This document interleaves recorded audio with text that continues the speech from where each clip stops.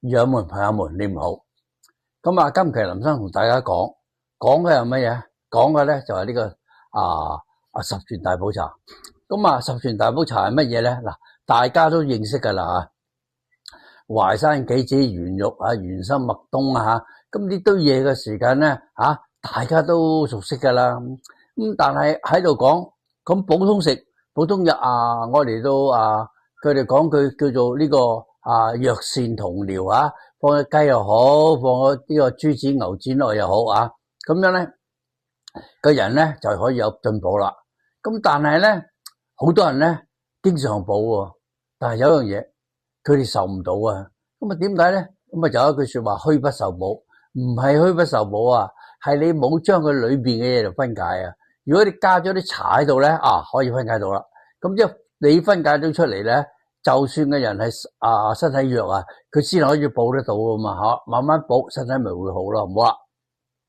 咁啊，點解你要做呢個十全大補茶嘅？咁人哋話明嘅時間都係藥膳同療啊嘛，係同埋啲或者肉落去一齊煲，煲完之後咧，人係可以吸收啦咁啊。但係唔係嗱，林生同你講啊，你每日我哋都食咗啲肉喺度落個身體裏邊啊，肉經過一個消化最快嘅時間咧，都要經過18個小時嘅但係咧水落人體嘅時間咧就唔係25秒嘅時間咧，嗱一飲落去裏邊咧即刻到個胃喺25秒以內咧，佢就會去到呢個腸嗰度啦。咁即係佢追到嗰啲你頭先食嗰啲肉咁然後喺市腸一路吸咁直至裏邊嘅時間咧吸收完之後去落後腸嗰度咁樣咧呢啲就算呢個補茶同埋嗰啲混咗啲茶落去啲，佢一樣係追到啲肉噶。咁所以咧佢亦都有咁嘅功效嗱，大家就唔好話諗我需要同埋啲肉一齊煮冇必要咁好啦，咁大家落嚟咧就用呢個十全大補茶咁落嚟經過好多個試驗，係每一個人都有最主要一個問題係乜嘢咧？係混咗啲茶落去咁通常我而家我混緊乜嘢咧？因為較為好飲嘅熟茶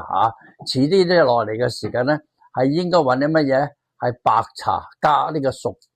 補咁樣令到個身體仲容易吸收。就係講嚟講去咧就分解到啲肉，然後令到個人吸收嗱咁下期嘅時間咧，林生講完十全大補茶啦，咁再下一期係乜嘢咧？下一期嘅時間咧林生落去同大家做，全部都食物唔係個超級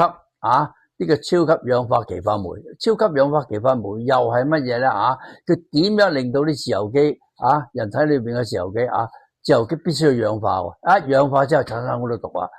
當佢氧化嘅時間，而呢種超級氧化歧化酶咧，係將佢氧化嘅時間嘅毒素嚟到裏邊拎走咁樣嘅人咧就唔會有其他病包括三高四高癌症都係皆因自由基氧化令到裏邊身體慢性發炎。好，今期林生就講到呢度朋友們、友們好，再見，拜拜。